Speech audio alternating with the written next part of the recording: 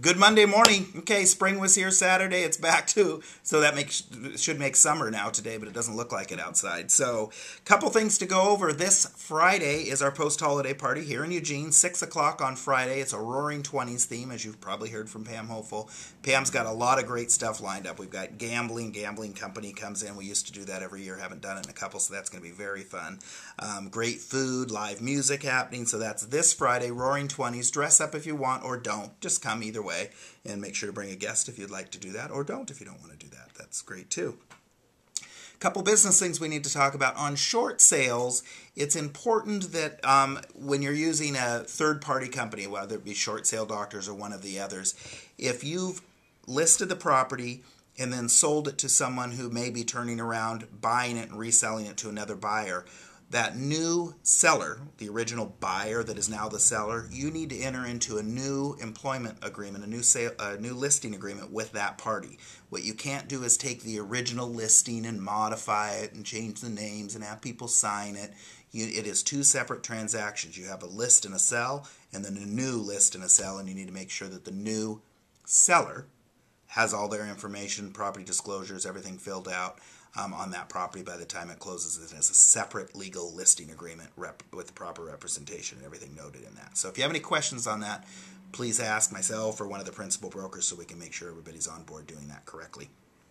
Good news on the FHA front. We all learned last week that as of February 1st, FHA's lifted the moratorium, the one that said that you couldn't turn around, you had to be entitled 90 days before you could resell it if the buyer was going to get an FHA loan, if the new buyer is.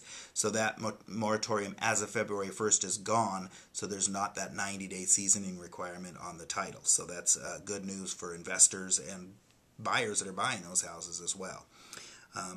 Got some birthdays. Today, in fact, is Deb Bean and Michael Kitt. Happy birthday, Deb and Michael, today. Sheila Osborne from Precision Funding is having a birthday on Wednesday, a couple days from now.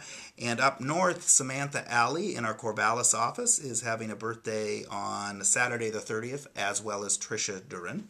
Tricia, of course, worked for RE/MAX for a long time and now works with our property management company. So happy birthday to everybody. One anniversary this week, looks like Wednesday is Rain. Rain up in our Albany office. Rain is celebrating her 2-year anniversary with us. So congratulations, Rain. You put up with Jerry for 2 years, or will for 2 years, which is even tougher. So that's good for you.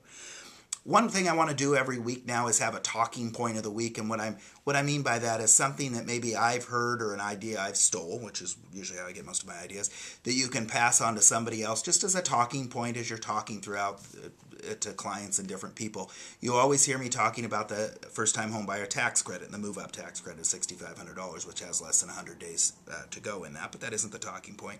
But something that makes that a little more real, I did the math this morning on a 5% loan. That $8,000 tax credit for a first-time home buyer lowers their payment about $43 a month. So sometimes that $8,000 tax credit, everybody's heard it so much, yeah, whatever. Well, actually, this tax credit, approach it a different way. There's a tax credit that'll lower your payment $43 a month. Of course, on a 30-year mortgage, that takes that $8,000 tax credit and makes it over $15,000. So just a different way to look at it. So I would suggest, as you're out talking about that tax credit, you talk to people about how there's a federal program that'll lower their payment $4,300 a month.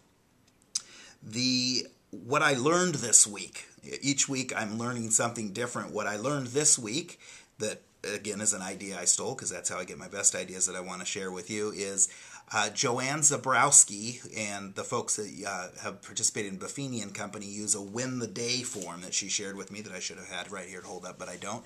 And Joanne agreed to share that with me, and so we're going to get it out to you electronically. It's just a way to scorecard how many calls you've been making, that type of thing. RE/MAX, we have our own scorecard we've used, and Joanne's is just as good or maybe even better. I hate to say it that way, so I'll take credit for that, Joanne. So thanks for sharing that, Joanne. And that's what I learned this week. So please share what you learned because that helps us all have better ideas, and hope everybody has a super week. Talk to you soon.